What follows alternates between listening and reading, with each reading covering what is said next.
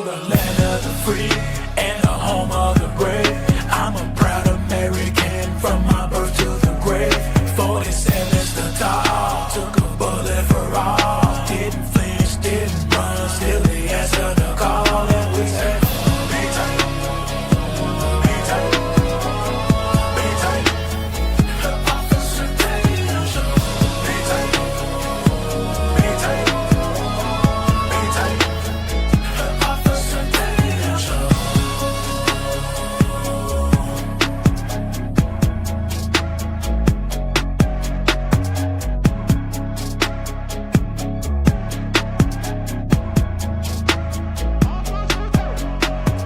Oh, the land of the free and the home of the brave.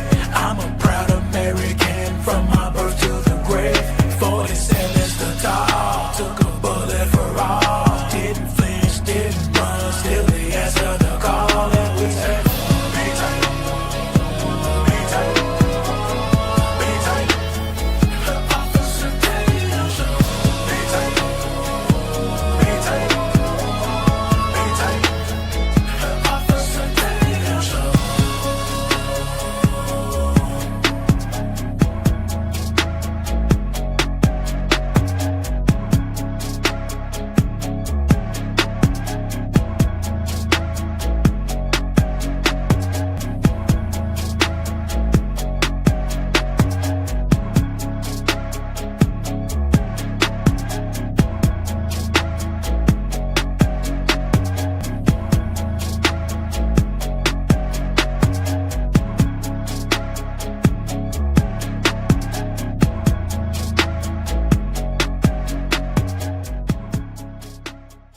If you don't believe that we are in a fight today, you're sleeping under a rock. If you get hit and you lay down and you cry and you fold up in the corner, definitely you will not win the fight. We show up to win. Our culture needs a lot of you young people in here to step up and stand out. There is nothing or no principality, power, division, devil can stop us when we're united. They can only get you when you're divided. When I see the American flag, I see us progressing to something that can be awesome and great. And if you don't plan on winning then, you might as well go on today. Ladies and gentlemen, ladies, welcome back to another Officer Tatum show. As you can see, I got my little computer here because I want to be able to see the super chats live, real time. Also, I want to let you guys know we have a crazy, ridiculous 50% off sale on the Tatum store. So if you're interested in getting merch, I'm being transparent with you guys. I just made too much of certain stuff, and I don't want it in the warehouse. I want to get rid of it so we can bring in some of our new stuff, all right? So if you're interested, all you got to do is go to tatumstore.com, and at tatumstore.com, you just go to the sales section. Automatically, the discount code will apply to your cart, and you'll get 50% off. And also, a special message for the people who are in the Tatum squad. I sent a post yesterday, so make sure you check the post if you're a Tatum squad, Tatum Force member. There's an event that we're having on April the 1st. The event tickets are going to be live on Friday, but we're giving it to the members first. So I'm going to allow the members to purchase the tickets and get yourself a position at the event. It's only 100 tickets, 20 VIP. It's a very small event at a private residence. So members will have access to get the tickets first, and therefore they don't get taken. I want y'all to have an opportunity, and then we'll open it to everybody else. All right, let's get to the news. Couple interviews that I thought was absolutely incredible. And then I want to address Ben Shapiro saying that Donald Trump should pardon Derek Chauvin. When I first heard that, I said, it's the stupidest thing I ever heard in my life. And then I thought about it, and I said, well, wait a minute. You can't pardon somebody on state charges. So maybe Ben Shapiro is talking about federal charges. And if the federal charges are associated with civil rights violations, then 1,000% he should pardon him. Because Derek Chauvin, as stupid as he was, and as ridiculous as he was that night or that day that he essentially contributed to the death of George Floyd, he didn't do it because George Floyd was black. He didn't do it because he was violating George Floyd's civil rights. All that stuff is bull shenanigans. So we'll talk about that here in a minute. But Gavin Newsom had his new podcast. That fool got a podcast. And he decided, I'm going to reach across the aisle. When you pompous and you are insanely ignorant, you think you better than what you really are. So he wants to challenge people on the right and have an open discussion. And the first person he picked was Charlie Kirk. What was he thinking? He should have picked some newcomer, some newbie. He picked Charlie, the Oracle Kirk, that literally Charlie know every fact that ever existed on planet Earth. He can regurgitate it in his sleep. So Gavin Newsom, in this interview, in my opinion, was absolutely epic. I got some clips for you guys to watch.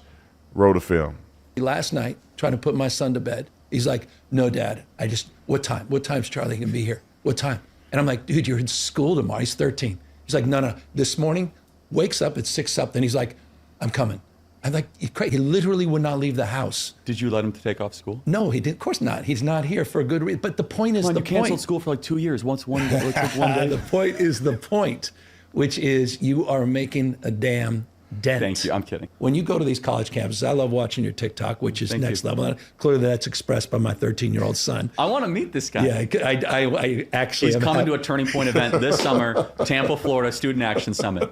I actually, by the way, if you should be concerned. But so let me say, here is why I'm concerned, because you have expressed that I should be concerned as a Democrat, that we're getting clobbered. Okay. Yes.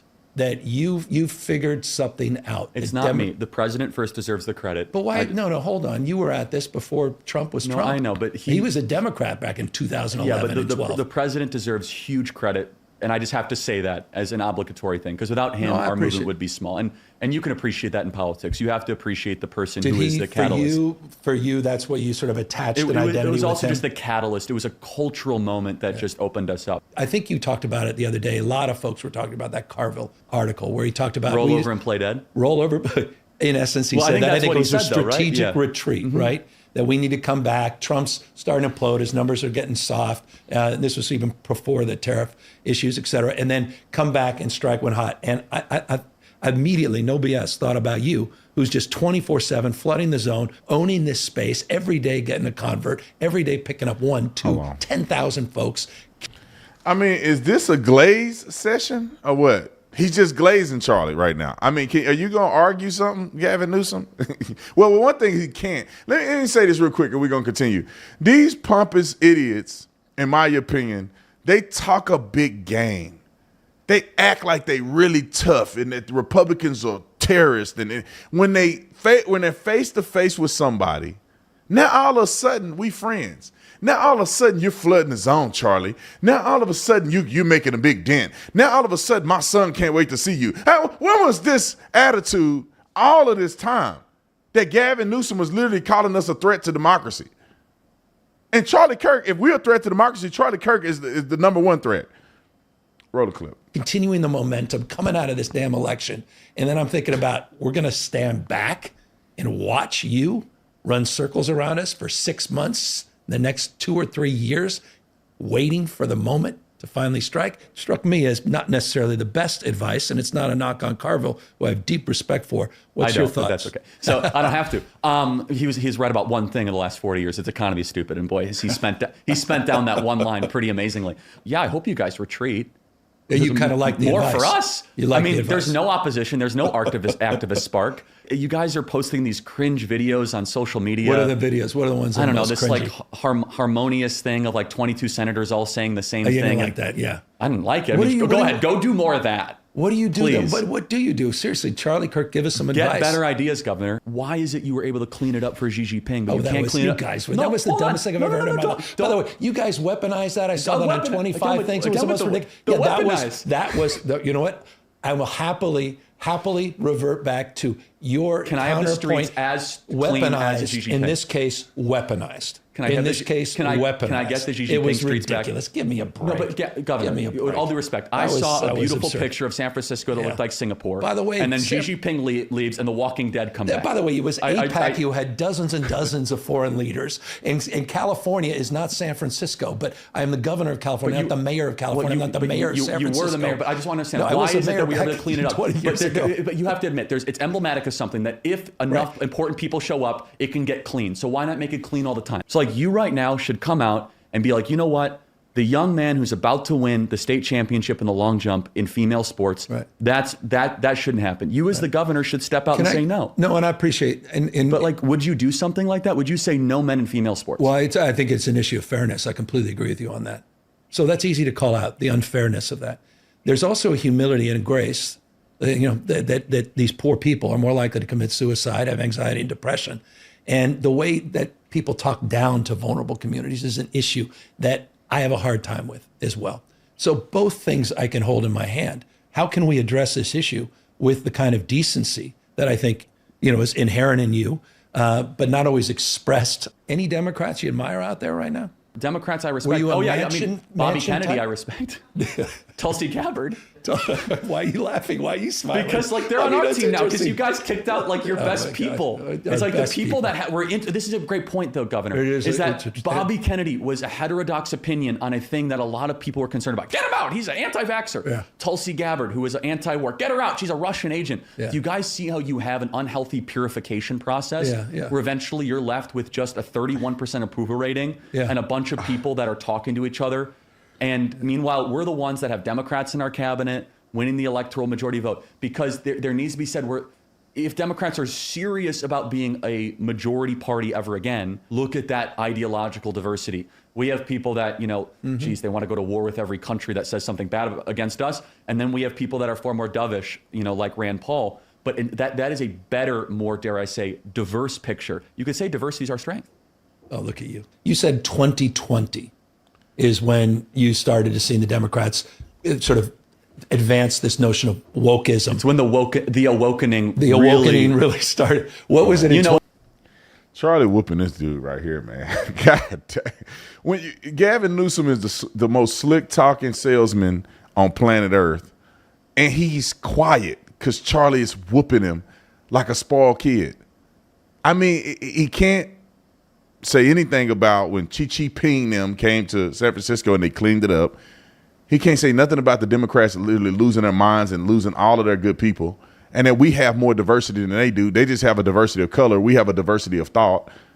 He has nothing. He has absolutely nothing to say to that. Roll the clip. What I'm talking about. No, but so is it? Yes, the Latinx stuff. That, by the way, not one person ever in my office has ever used the word Latinx. So can we finally put that to bed? Yeah, we agree. But where did that even? No more Latinx, everybody. Well, I just didn't even know where it came from. I'm like, what are people talking about?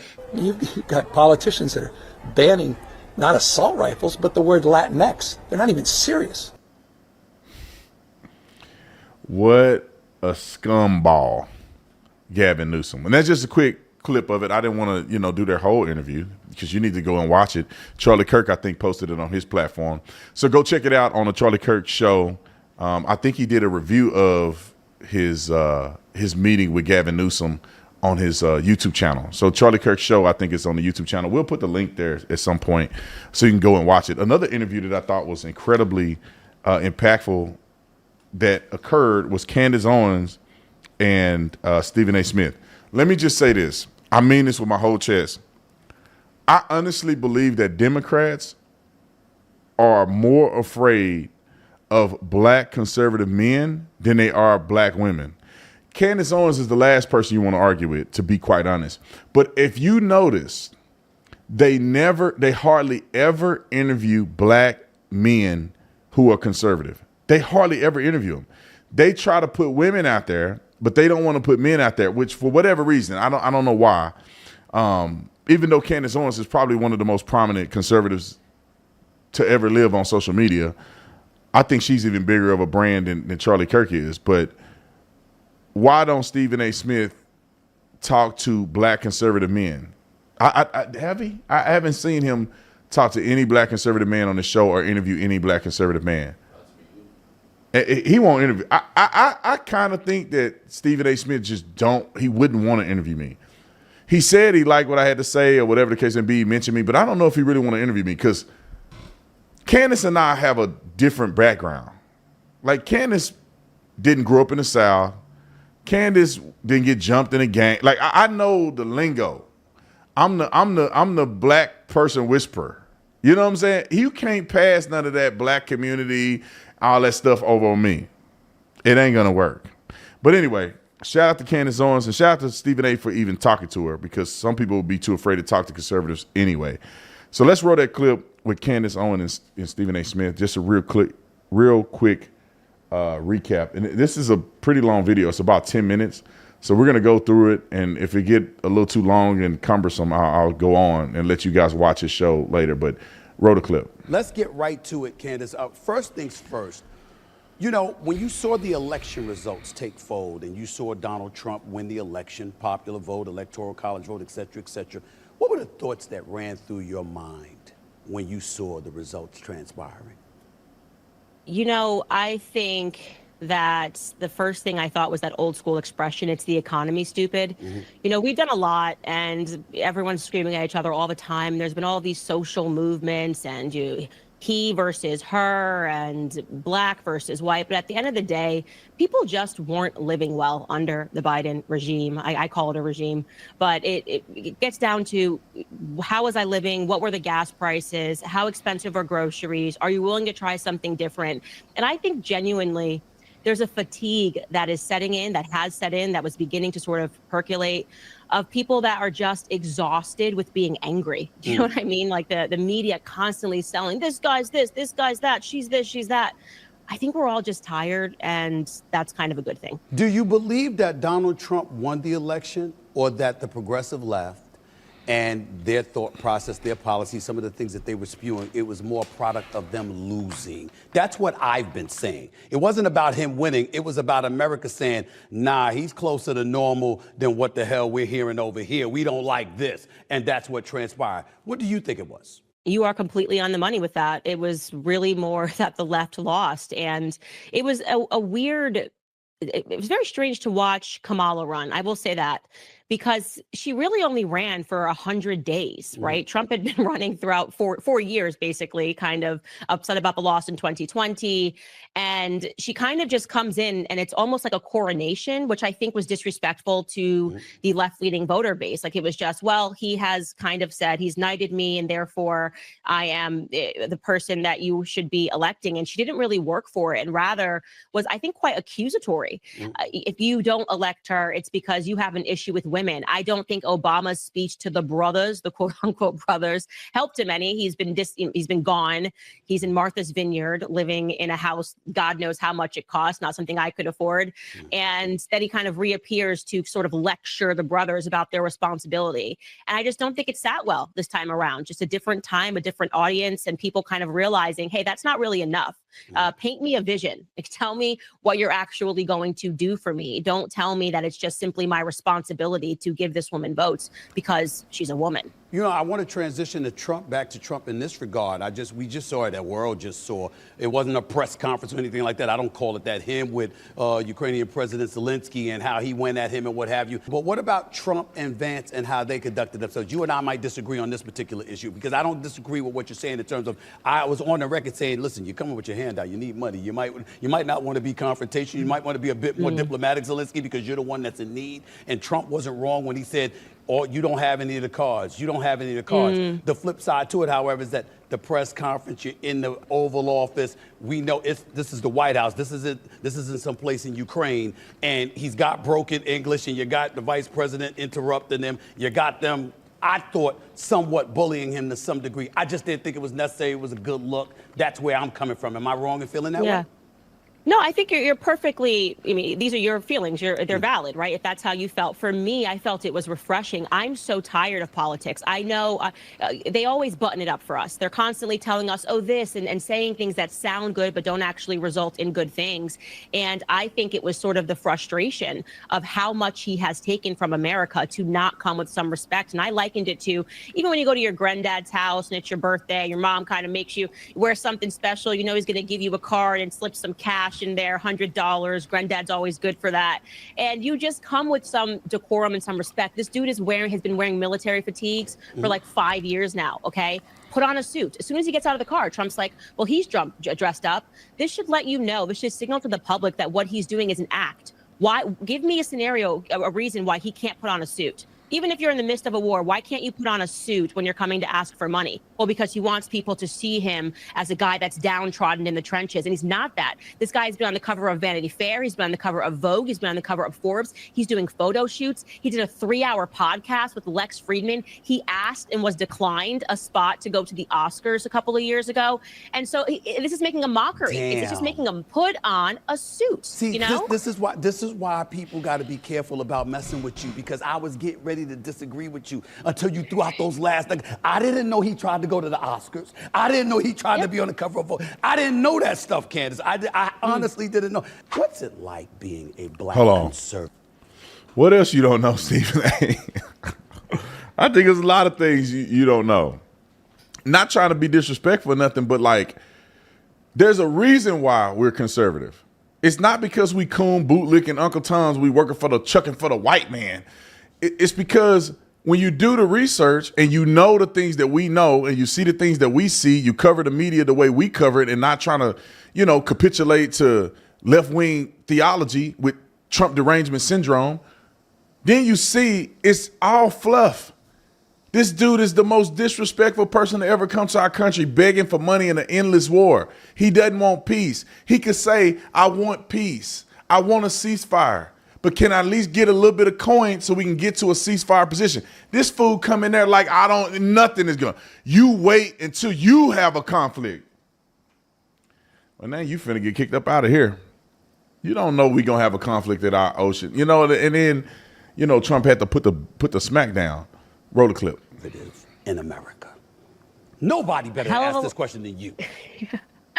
Honestly, it's a hell of a lot easier than it was when I first got into this back in 2015, because that was the first time they saw Trump and people just could not see past how could this possibly happen. And I think the media had a stronger hold on people's minds then than it does now. Now we've seen the explosion of independent media. People are able to get their voices out outside of the New York Times and CNN and Fox News, and that's helped tremendously to defeat all of these media caricatures that are being created. But I find it now, it's pioneering, to put it in a nice way. And I think it's the most rewarding thing ever when what I have found is that if you just stand for truth, even in the beginning when it's really hard and people say terrible things about you, and I've been called everything you could possibly imagine, then there's that moment, even if it takes years, where they do come back and they say you were right, particularly about BLM. I mean, I was hitting the drum about the finances so early, and I'm going, I'm not saying that you don't have feelings about this thing, but I am telling you something else is going on, and this is going to harm the Black community in the end. This money is just going to be zapped out of communities, and communities are going to be destroyed. And then when that was proven right, it was so refreshing to hear people say, yeah, we kind of hated her for a really long time. We're kind of saying this for a really long time. And then, the fraud of Patrice Cullors and what they were doing with the money. And so my brain just works differently. I am different, and I'm happy being different. I don't want to be the same. But I also do respect, I think I've learned in the process as well, is to just respect where people are at. My sisters did not like where I was at when I started speaking in the way that I was speaking. How many sisters do you have? I have 2 sisters, and they're they're my best friends. So one is a year older, one's a year younger. So we're like a trio. So they sandwich you. They sandwich you. They wouldn't get you. They sandwich you, huh? Well, they just didn't really care. Right.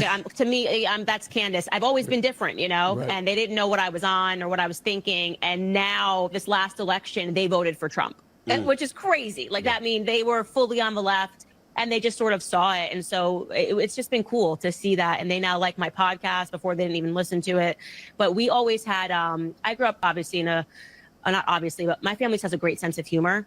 And that was one of the worst things I hated about BLM, is that I've always thought that Black people culturally, we're the funniest. Right? We're the funniest. You always want to go listen to Chris Rock, Chris Tucker. And you saw that removal where everything was just taken so seriously. We're so easily offended. And I hated that. I thought the best parts of what the Black culture represented to me growing up was removed. And for me, my sisters, they never cared. I'd be like, can you watch my cat? I have to go to a Trump thing. And my sister would be like, oh, are you going to another one of your Klansman rallies? Yeah, I'll watch your cat. It was always a joke. I'm wondering, because of your knowledge of politics, your obvious knowledge of the issues, when you speak on these things and you take positions you take such positions, particularly if it's antithetical or the antithesis of what the Black community will point to, do you think about it and do so on purpose because dare I say you're disgusted with us as a community for being hoodwinked by the Democratic Party in your eyes. Is that possible?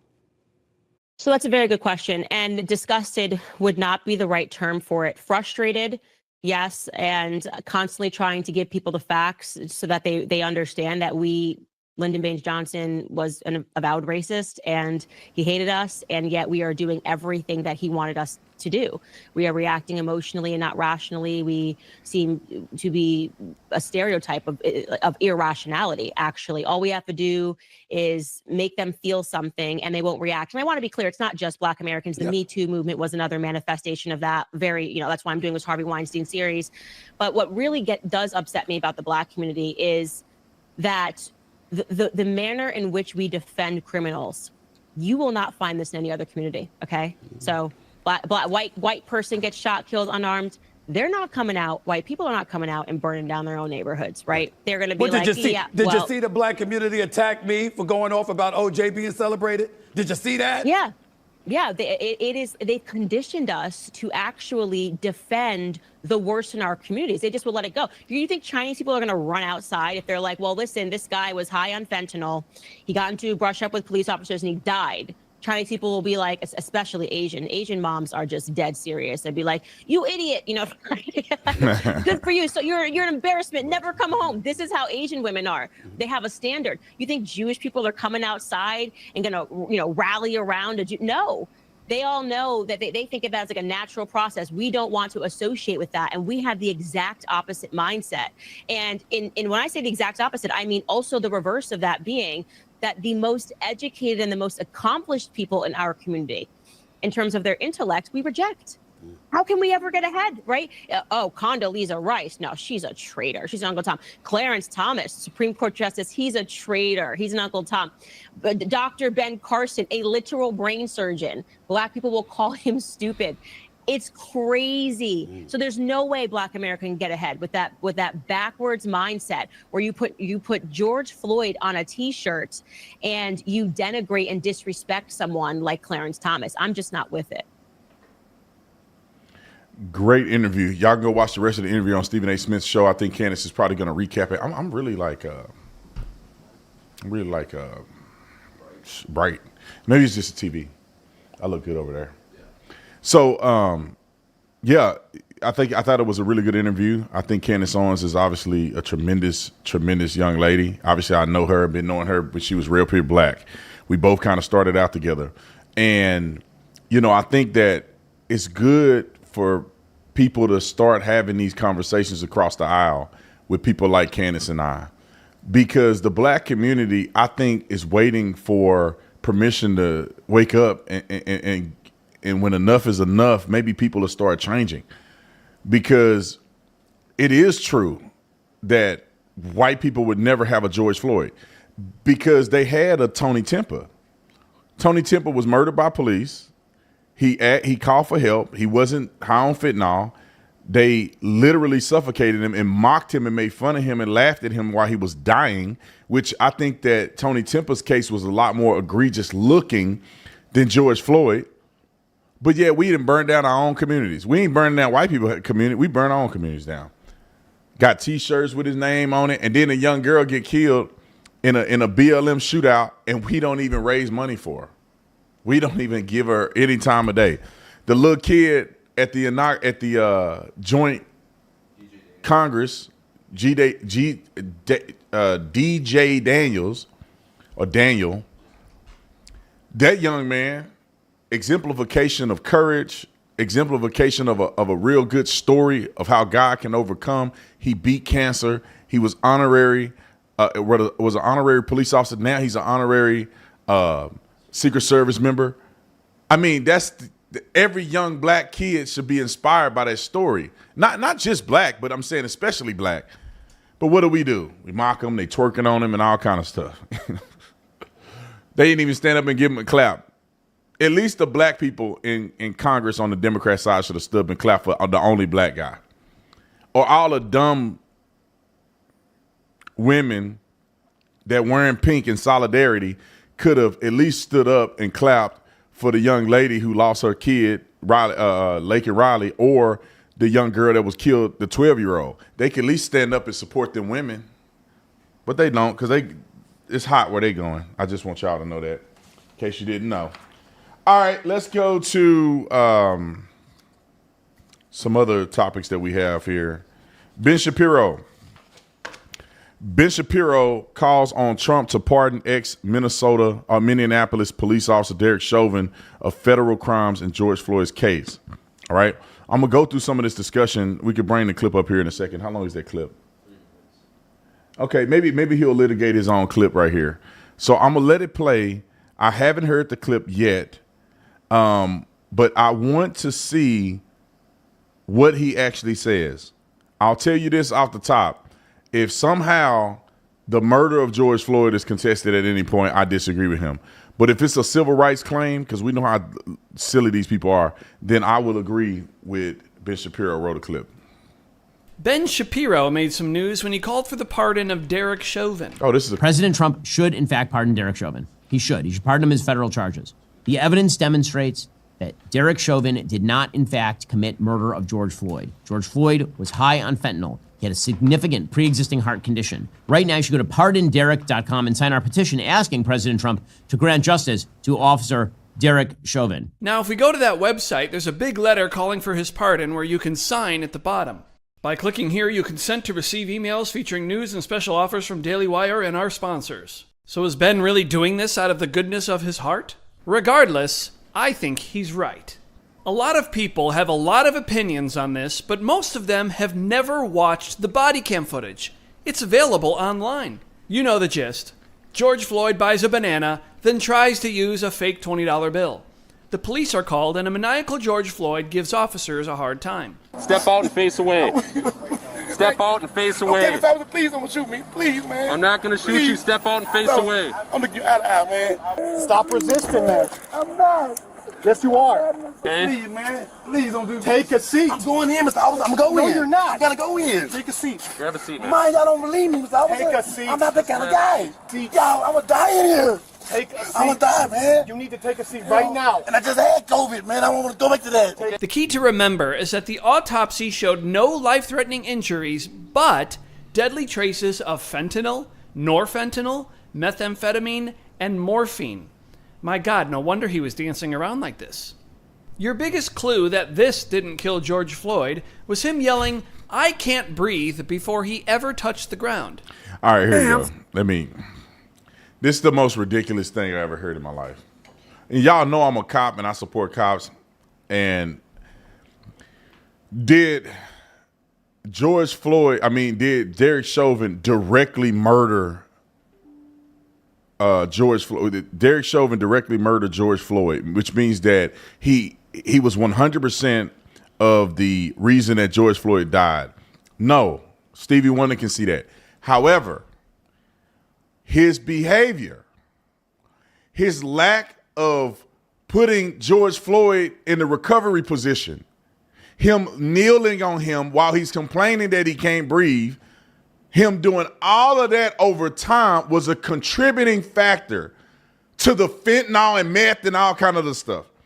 If George Floyd was never in the position that he was in, I don't think he would have died. I really don't.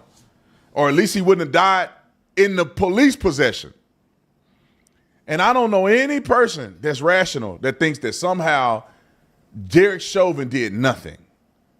Derek Chauvin should get an award for the worst police officer to ever live.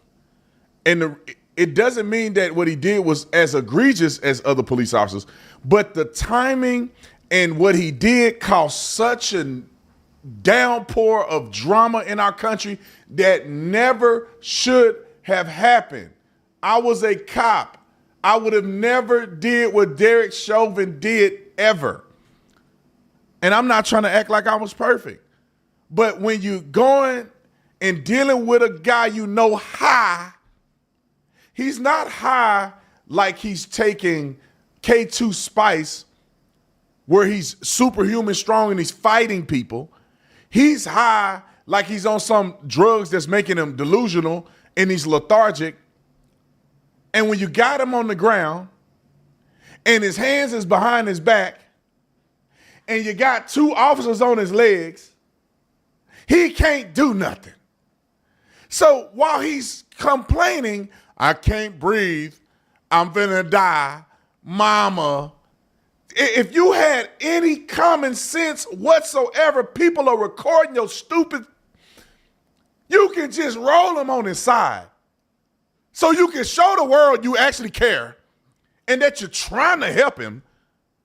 But you was on his neck, shoulder, neck, I don't give a.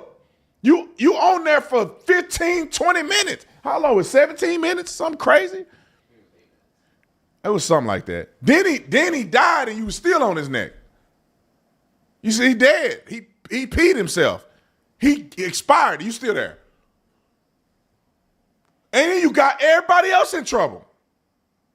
You got the other 2 rookie officers indicted. You got the guy that was just standing there trying to protect you. You got him indicted. Dumbest cop on planet Earth.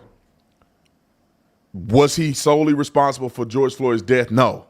George Floyd did have drugs in his system that contributed to his death. But Derek Chauvin don't get no pass from me. Zero.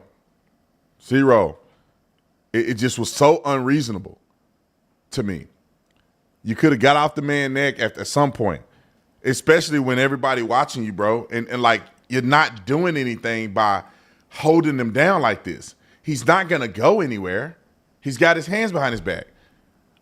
I mean, he deserved to get away if he can somehow lift himself up off the ground with people on his back with his hands behind his back. He can lift himself up and run away.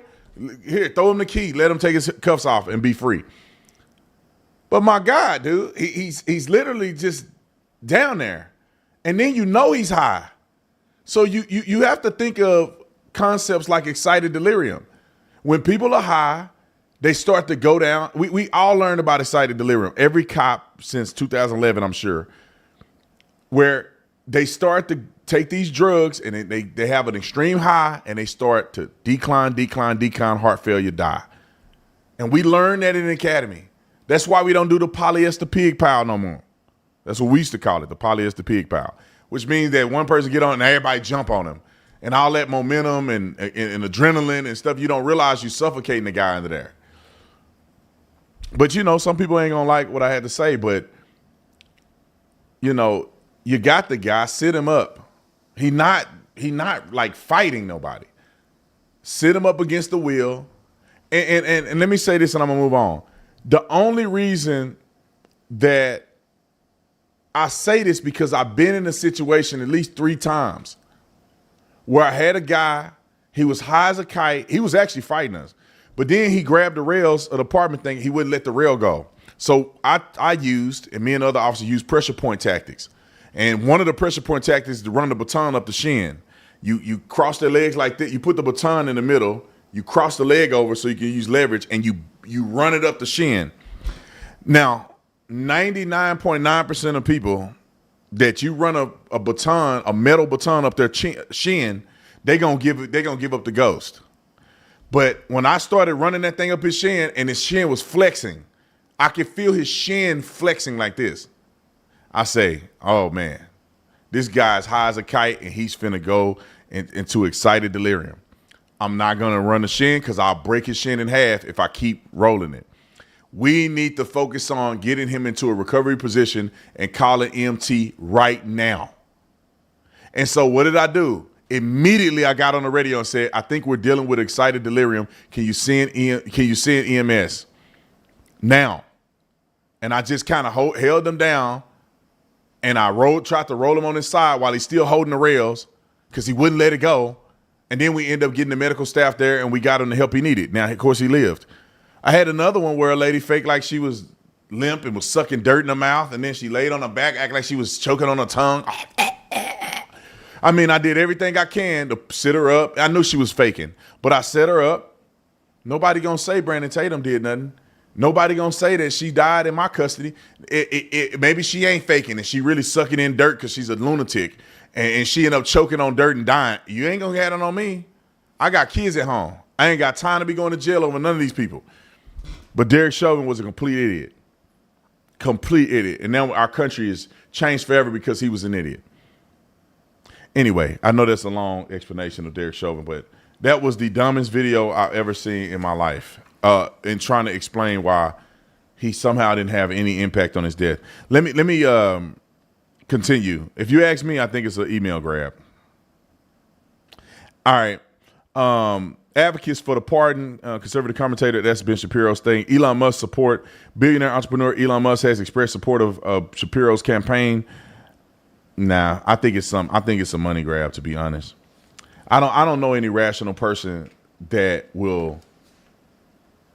If you were talking about federal civil rights charges against him, meaning that he violated George Floyd's civil rights, I think that's complete bullcrap, because it had nothing to do with the color of his skin. It had everything to do with the fact that dude was resisting to a certain degree, and he did need to be detained. And just because you're a crackhead and you black don't mean you just get away with breaking the law. But anyway, those things bother me, man. I don't know why, they just bother me. People got to get their stuff together, because the law is the law. And I think that he was. I don't know if the charges were correct. I got to go back and look at the charges. I litigated this in my book. I wrote a book, Beating Black and Blue, and in the section of the book, I went through my opinions on George Floyd's case. It was so long ago, I didn't forget his charges. All right. Let's go to... Nah, I don't want to do the censorship. There was something that I sent in the chat. Was it? Hold on, y'all. 1 second. There's a video that I wanted to do. It was let me see what it was. Oh man, I'm logged out. Was it the Doge MSNBC guy? No, it was something cultural. You only sent like 2 things. All right, I got to move on. I got a couple other articles I want to talk about, but I'm not too. I don't really like these as much. This one is the House censures Representative Al Green for disrupting Trump's address. Democrats start randomly singing. And then Nancy Mace destroys sanctuary city mayors defending immigration policies. The only reason I don't want to do that, because I don't really like Nancy Mace that much. And nothing against her. I'm just not in favor of Nancy Mace. I think that some people are genuine in their approach, and some people want to go viral. And I don't really like the want to go viral stuff. I think you should be genuine in your approach. And I hate that I got logged out of my Instagram. I can get back in, but I could have sworn there was something that I had put out there that I wanted to. That could be one, but go up a little bit. Y'all hold the phone a second. Go up a little bit on your computer. I'm looking at your computer. Oh, is that the chat? I'm gonna pull up the chat. It's just this one that you sent. Oh yeah, hold on. Where's that? The one at the bottom. The Andrew Schultz. Is that Andrew Schultz? That was the Gavin Newsom. Oh no. Okay, go up. Then that was this. Go up. Then that was Candace. That's all you sent. Go up. Keep going. This was yesterday. There was something else I wanted to talk about. I totally forgot about it. So never mind. I guess I can't talk about it today. So I'm gonna which one? It's MSNBC one. We'll do the MSNBC hee-haw. Like yeah. Oh, the racist thing. That's the one. That's the one that I looked at earlier. We're gonna do that, and then we'll be done. This show gonna be short today. I don't like Nancy Mace that much, man. I really don't like some of these people. They irk me because I don't think that they're genuine. You know, one thing about me is when I started doing all of this stuff, it was no money involved. So everything that I did was genuine and still is. I only know how to be genuine, and genuine has made me successful. So it was never a sense where I saw there was an opportunity and I said, I want to do that for that opportunity. It was really like, I'm just expressing myself. I'm a cop. I can't make no money off of this. I mean, I didn't even know people made money off posting on social media. And so I think that created a unique situation of being genuine versus somebody that you see and you're like, oh, you just trying to say this and be as inflammatory as possible so you can have a viral clip. Are you really serious about what you're saying? Are you really going to pull up on somebody like you act like you will? Do you really? And then when people confront you, you start cowering. And now I know that people are not serious. All right, y'all, I'm going to answer a couple super chats while we prepare the second story. Shout out to everybody that joined the Tatum Squad. We had like 60 people join the Tatum Squad the other day. I appreciate you guys. Make sure that you look at, you can leave it off. I'm just going to read it here. Make sure that you are looking at the community tab if you're a member, because we post stuff on the community tab, discounts and everything like that. And I want you guys to have the first access to the tickets to my event here in Scottsdale, Arizona. So as soon as we post it, you better take advantage of it, because as soon as I open up to the public, they're going to sell out like this. It's only 100 tickets, and 20 of them are VIP. So it's really 80 tickets. And it's me and Pastor Allen Jackson at a private residence. We're going to have hors d'oeuvres served. We're going to have food catered by my friend Tommy from the Inns restaurant here in Scottsdale, Arizona. Incredible food. It's going to be an amazing time. So many of you guys would love to have, and the VIP have a dinner with me before the event starts. So we're going to eat dinner. We're going to have more of an intimate conversation for people who are VIP. But I want you guys to have access to it first before everybody jump on it and take all the seats. All right? And that's the perks. That's one of the perks you get is being a member on YouTube. Charlie smoking him like a blunt. Jessica said, that's fun. That's my sir. Let's see. Mike said Gavin Newsom is fake and your support team isn't answering me, but I got someone else order instead of mine, and I need the label with your store address. I like don't even want to answer that. They ain't answering you. Okay. I'm going to look it up right now. I got my computer. Y'all, you don't make me look this up live. They just ain't answering you. Like, all right, I'm going to look it up.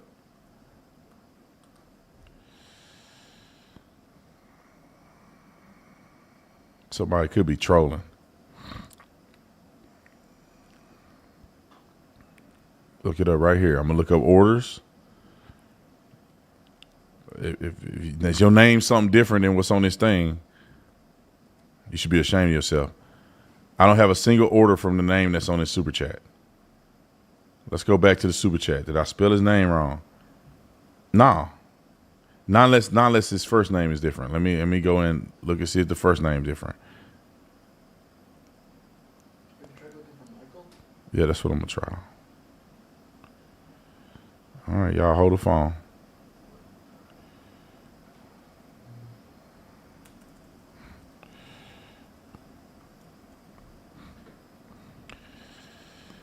So I'm assuming it's this person. I'm not gonna say your name because I don't want you to get weird on here. But I see 3 orders from what appears to be you. I think it's you. And you saying somebody didn't get back to you on your recent order, I'm assuming. Because right here, you got a partial refund on February the 25th. And then there's an order on Thursday of a JD Vance shirt, a Trump Vance shirt. Somehow you got 70% off. I think we're doing a crazy sale. Maybe it's 70, but it ain't 50 no more. Maybe it's 70% off. Let's see. So it looks like it's been delivered. There's no notes of anything wrong. And I go back to February 25th. Let's see. Look like you were issued a partial refund.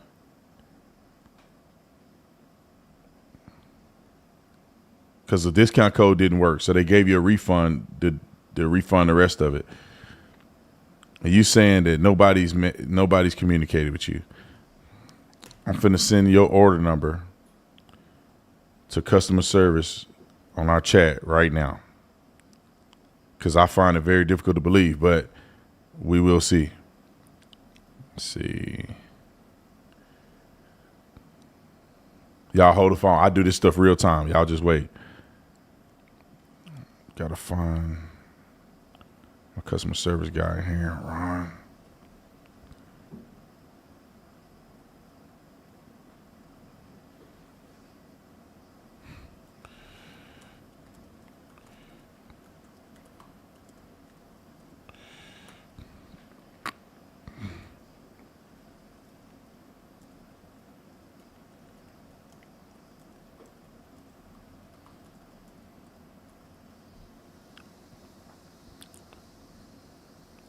All right, boom. Sent it to my customer service team, and we'll see what they say back. And I swear I'm gonna ban you from my store if we've been talking to you and you say we didn't.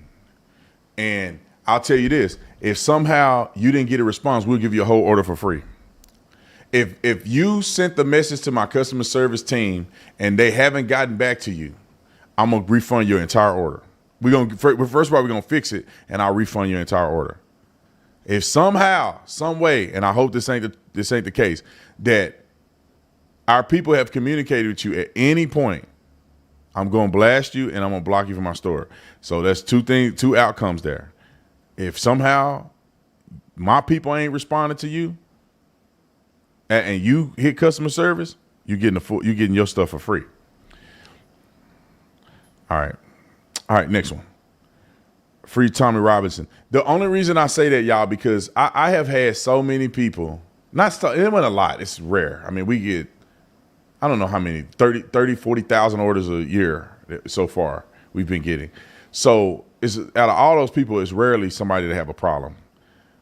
But some people do have a problem and they're not genuine about it. I have had people contact our customer service. They've gone back and forth with our customer service, and then they act like they try to do a chargeback or something. And you're like, well, wait a minute. They've been talking to you. You got your product.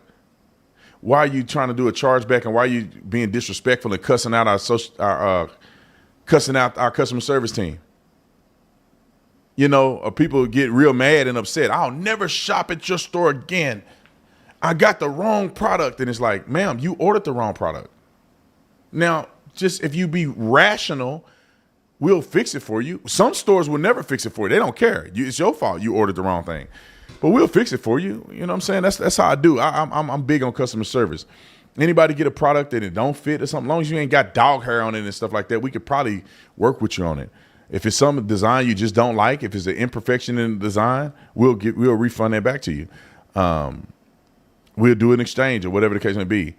We don't skimp out on customer service. But you do have people that get in there and they swear before God that they were done wrong, and then I go and look at it and I'm like, the team has been communicating with you. You actually been cussing my guy out, and he's been very kind to you. You got your product like you want. You had your address wrong. You ordered 2 of the wrong shirts. You should humble yourself and we'll fix it. That's the only reason why I'm addressing that, because some people do it. I hope Mike, I hope that it looked like you purchased from a store 3 times. I'm hoping that you're being honest because you super chatted it in front of the world. Okay. Let's see. Alexandra, I didn't know. At least he admitted he didn't know. I agree. Hopefully this humbleness spreads. Candace laid it down. Y'all doing a workout here. I appreciate it, Alexandria. Kathy, thanks so much for joining the Tatum squad. Oh, man, so many super chats. Oh, you said only yesterday and the day before I haven't gotten my email answered. Only yesterday and the day before. We'll see. I'm gonna message our people and we're gonna see. I'm gonna ask them, have you communicated with this guy?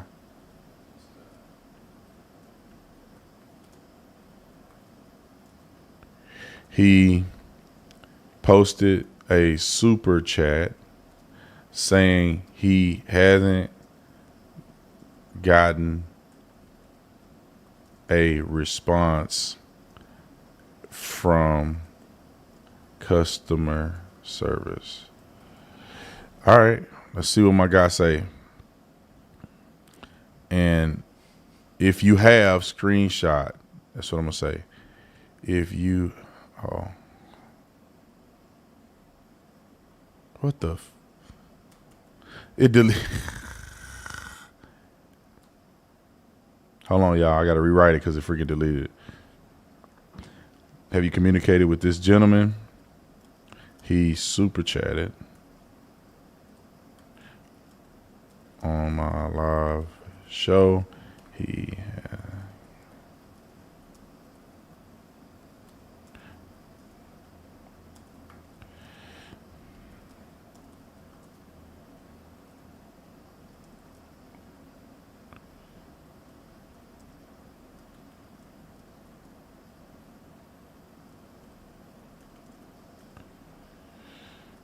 Okay.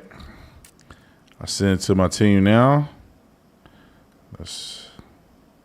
And I told him, I said, have you had any correspondence with the gentleman that super chatted? If you have, send it to me because I'm going to put you on blast. I ordered from LWC I don't know what LWC is, in mid-November and didn't review my order until after Christmas. Many of us have experienced that. At least you are addressing issues. Yeah, I mean, so I don't know what LWC is.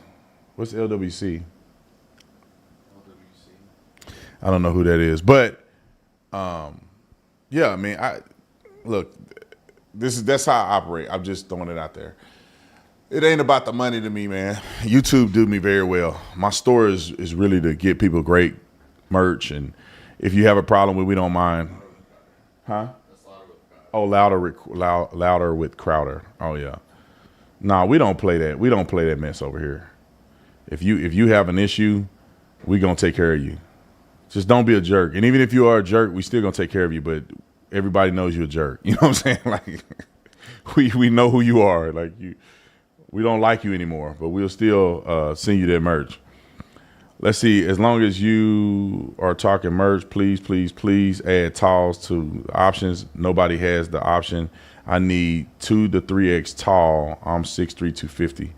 You know, it's kind of interesting. I'm 6'2", 280. I think I weigh like 280. And we got 5X, 4X shirts. They're just not tall. I guess it's very hard to do stuff like that because if you don't have a bunch of tall people, you got a bunch of inventory just sitting in the warehouse. Maybe we'll consider it. If the brand that we use for our blanks actually have a tall version, maybe we'll consider it. Nothing against that. I wish that we could. I wish we can accommodate everything. Let's see. Is the mega shirt you have on 2X? Want to order one, and I have a difficult time finding shirts that fit correctly. Yeah, this is a 2X shirt right here. I wish I could stand up. I can't stand up with it, but this is 2X. I'm 6'2", 280. I don't look like it because it's probably all heart and muscle, but I'm 6'2", 280, and this is a 2X shirt. That's how they fit. I should have some models on my website. So yeah, and if you get it and it don't work out for you, we'll let you send it back. Just don't get deodorant stains on it. Have it musty, smell like onion rings. Like, you know, you take it out of packaging, you hold it up, and you kind of look at it and be like, yeah, this might not fit. If you put the thing on and you just put it on and wrap it back up, maybe we could work with you. Because we could take it and wash it and then maybe possibly resell it. But just we had somebody, because we have a policy that if it doesn't fit you and it doesn't work out, we don't want you to be stuck with it.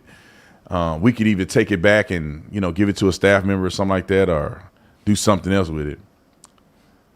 And they laughing at me. Not give it to them that they don't know about it. It's if they want it, they like, oh, I'll take that shirt. It's pretty much, I could just wash it and have it. What you say? Use it as a rag. So as long as you do that and don't do it, we'll exchange it for you. I had somebody do it, and then they gave me a shirt full of dog hair. It didn't fit. Well, we can't do nothing with that, bro. It got dog hair. Did you play with your dog in it? Did you take it on a run? Did you wear it for a week and then want to send it back? Come on, you got to be reasonable. Brother, you are one of a kind. Much love, Brother Tatum. And this is from Call Me Josh. We got to take care of each other out here, and you are doing it hardcore real time. You are awesome. God has obviously blessed your spirit. I appreciate that. I like to believe I'm a good person. Chauvin could have done everything you listed earlier. The riots would have happened. I could have been Officer Tatum in Chauvin place, and they would have said Floyd was killed because he was black. Probably. They are stupid, but it'll make him look so much better if he didn't do all that. Just like that cop that killed that lady that threw the pot of boiling water on her. Or at him. To me, justifiable use of force. But it don't make you look good when you talking stupid and saying all that crazy stuff. It make public perception make you look like a complete devil. And I think that you can still be a jerk and a devil and a lunatic. And if somebody throw boiling water at you and you use force against them, you can still be justified and a dummy at the same time. There's a lot of cops that are justified and they stupid, but they're justified because technically, according to the law, they can get away with doing certain things to preserve life. So we'll see how that trial go out. I mean, everybody thinks that I'm wrong about that boiling water thing. But the funny thing is 99% of people that think I'm wrong don't even know she threw the water at him. Anyway, where we at on time? I left my watch at home. I think we're about an hour in. Yeah. All right, cool. I think we're ready to wrap. If y'all got a super chat y'all want me to answer, we could throw it out there. One more video, and then we're going to wrap. So this is the video I was saying, and does he have ashes on his forehead? Yeah. Is this an Ash Wednesday thing? Yeah. See, I could have sworn, Nick, that they said, let me see your forehead.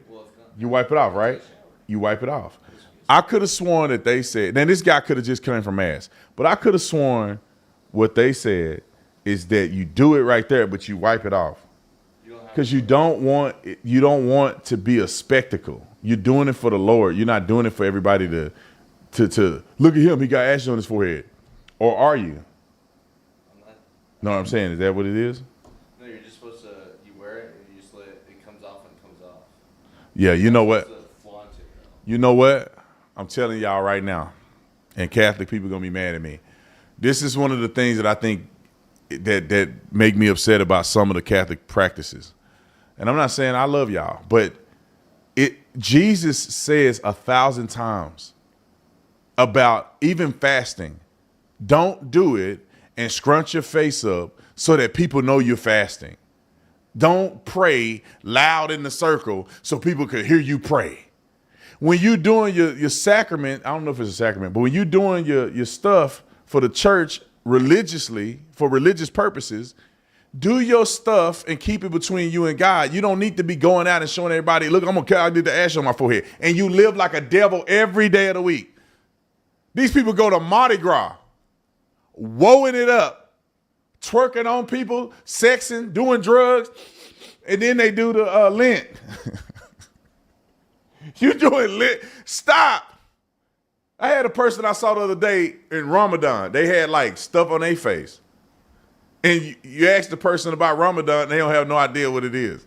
You say, well, do you fast? Oh, no, I don't do all that. Oh, so you got the things on your face so you can have the perception of being religious, but your actions are not religious.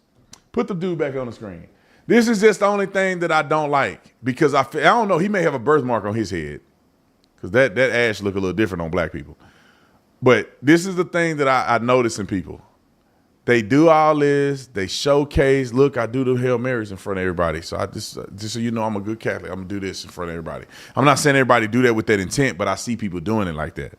Oh, let me pull out this and pray in front of everybody so they see me because I'm so holy. Jesus warned us against that stuff, man. I mean, if you're doing it because you genuinely praying and you praying for somebody and you doing this, then you know your heart. But if you're doing it because it make you look super spiritual and religious, speaking in tongues and all this stuff in front of people, it just bothers me sometimes. Be humble. This is between you and God. This is not a spectacle. Roll the clip. There are people who are charged with trying to find savings. So yes, it's an attack on government, but it's also an attack on this government. What I mean by that is it's an attack on this government that used to be headed by a black man. It's an attack on this government that almost elected a black woman to the highest office in the land. It's an attack on a government that has been more welcoming and more supportive of people who have come to this country in search for a better life. Well, I think they acknowledge as they go. See, that's what I was saying about the ashes. He got ashes on his head and he's stupid. How you got God on your mind and you that silly? Everything is about race to you. It's an attack on the country, but you got the ashes on your head. To me, you ain't got a connection with God. You don't have no discernment. You are black first, race first. You ain't got nothing to do with God, but you put the ashes on there so people can have this idea that you get the validation. The ashes on the forehead is like the Protestant church people being called reverend. If you're not preaching at a church and you're not actively leading a church as a reverend or a minister, you need to cut that title off, because you're only leveraging the title to get respect from people. You're not really doing anything as a reverend. Al Sharpton ain't preached a sermon in probably 40, 50 years. I don't think Al Sharpton runs a church. But he's using that reverend so that people can give him respect that he don't deserve. And he putting them ashes on his head on the show when he probably did that way before he went to the show, so people can try to have a little respect for him, even though he don't deserve it. Roll the clip. This government that used to be headed by a black man. It's an attack on this government that almost elected a black woman to the highest office in the land. It's an attack on a government that has been more welcoming and more supportive of people who have come to this country in search for a better life. Well, I think they acknowledge as they go. They've obviously updated the information they've put out on their website. And I think they have some political leash here to make a few mistakes, because people look at this government. I mean, today we spend about $6.2 trillion. In 2019, we spent $4.45 trillion. How did we go from $4.5 trillion to $6.2 trillion? Tax just the cuts, last 5 years? No, this is spending. This is federal spending. And so, and on the VA memo, these mistakes are impacting everyone's lives, like literal lives. On the VA memo that we've been talking about, these job cuts, if you read the memo, they're going back to 2019 staffing levels. The VA operated in 2019. We somehow lived with those staffing levels. Yeah, but you know, it was passed in between then, the PACT Act, which was to help burn pit victims. I know. That's why it expanded. I know, but here's the point that Republicans Yeah, but that's making. more people who needed eligible, who were eligible to. Do we need 70,000 federal workers to cover it? My question, and what the Republicans are asking, is simply this. Is it not possible for us to approach getting back to 2019 spending levels, or maybe did we go too far with the size of government? It always gets bigger. It never gets smaller. There will be sob stories. There will be sad stories. But overall fiscal health of this country matters. It can't be a talking point that these are sob stories. These are, again, people's livelihoods and also the health of this country, right? They have some of these mistakes that people keep talking about are gutting our agencies that are taking care of, I don't know, paying attention to the bird flu, Ebola, these things that actually can have detrimental impacts on the American people. We have Ebola in the United States? Well, we are helping the world be a safer place as well, Scott. I mean, on the bird flu, you know, Biden slaughtered all the chickens. I don't know if there's any left to kill. On that note, come on, Scott. It was a bloodbath. You all love that word. You can laugh about this, but these are things that people are actually scared about. I mean, measles is coming back. There's so many things that are happening that our federal government makes sure. You're saying Elon Musk caused the measles? I'm saying what is happening in this government right now with Donald Trump appointing. You saying Donald Trump caused the measles? I am saying that what is happening in this federal government under Donald Trump, allowing Elon Musk and allowing all these people that he appointed to run this government like this, is actually making us unsafer for the American Elon people. Caused the measles. You heard it here first. Here. Scott Johnson, not what you said. These people are so stupid. I'm glad he mocking them, because at the end of the day, why are they pushing back on shrinking government? Why are they pushing back on that? Like, we should all be saying, okay, at least they could say, we agree what Elon Musk is doing. We just think he needs to do it differently. They refuse to agree that we need to cut back. They refuse to agree that our government is bloated and bureaucracy is out of control. They refuse to agree to the point. That's the problem that I have. Like, you may say, oh, they're going too hastily, right? They're going too fast. They're making too many mistakes. We don't need mistakes to be made in this government. Okay, you have an argument if that's your argument. But you do agree that our spending went up $2 trillion in only a year or so. You do agree that we need to kind of figure that out. Let me just give you an example. I do this in my company, right? My COO is absolutely amazing, right? A gift from God, because I don't know if I'd survive as a company if I didn't hire a COO that was like Jim, my COO. But what do? We go and look at the finances and we say, hey, are there areas that we need to cut back on? Because this has gotten out of control. Our spending is going way further than I wanted to. Where are areas where we have subscriptions and stuff that we forgot we had?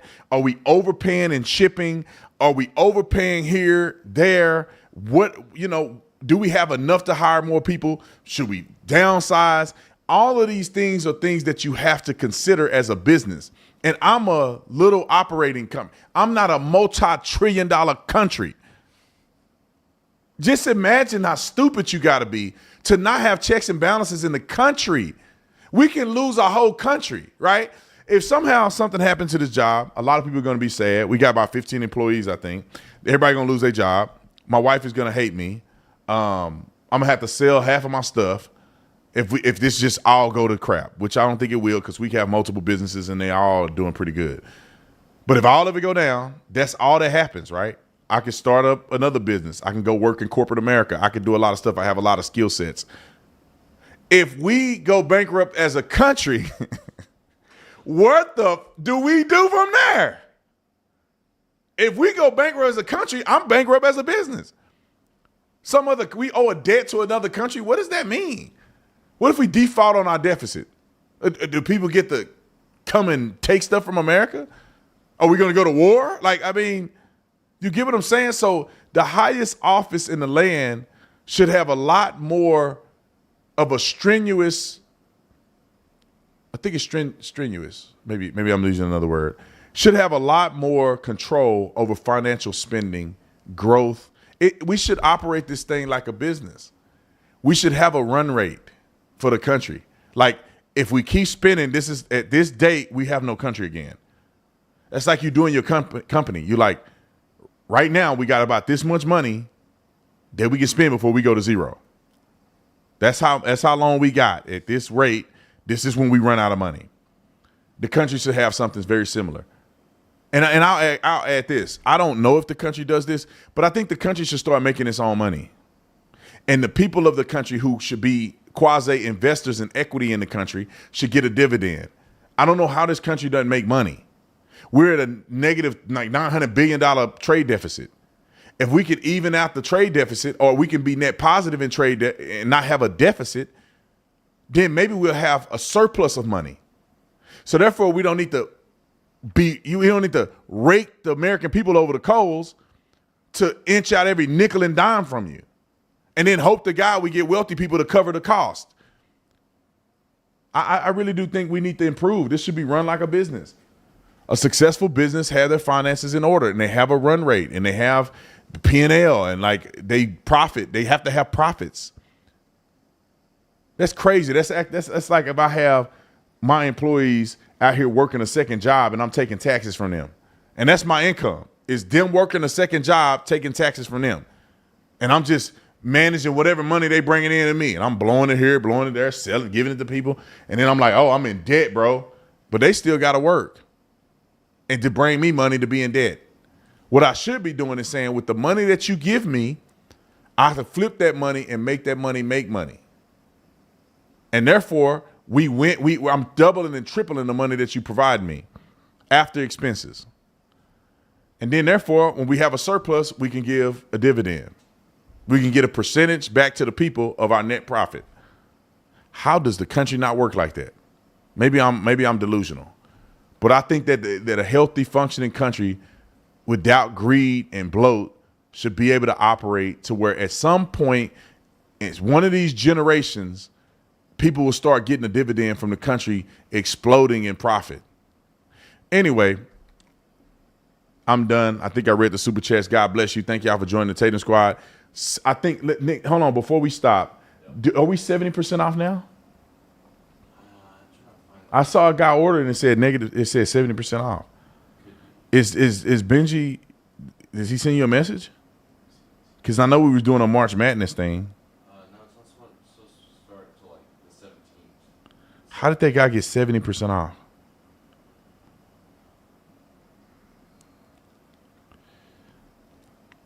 Let me see. Trying to find it out for you guys. Hey, let me go to the store and see what happened. I'm going to go to the store real quick and see if I buy something, am I going to get 70% off? Just going to add it to the cart. It's only in the sales category, just so you guys know, in case you were wondering. Oh, man, the Van Halen shirt is on here? Oh, my. Let me add it to the cart and see.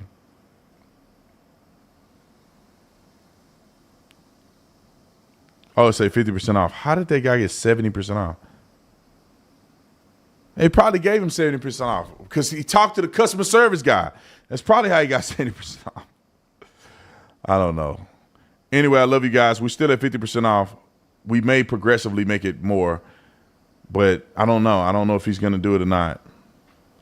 But we may make it more in a progressive discount. So get it while you can. And the thing is, I know some people in their mind, they like, well, I might as well wait till it's 70% off. Just so you know the stuff is gone, right? As we did 50% off, we've sold through a ton of stuff. And some stuff was gone forever. You wait till 70, they're gonna be like, there's gonna be the nothing left at 70% off. It's gonna be like the stuff that nobody wanted. So don't wait till 70% off the shop. You better get it now because when it's gone, it's gone. All right, love you guys. See you tomorrow. I'm out. Oh, the land of the free and the home of the brave. I'm a proud American.